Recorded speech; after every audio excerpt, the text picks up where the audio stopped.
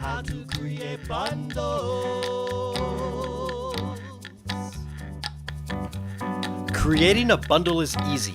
First, select your category of products, hover over Create New Bundle, and name your bundle.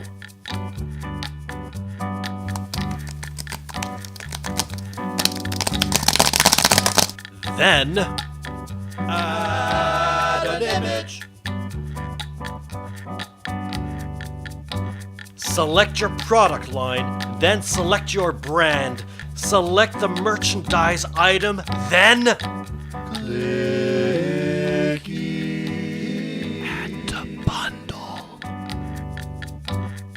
Select your product line, then select your brand. Select the merchandise item, then click here. Select the primary product for the bundle, then click save.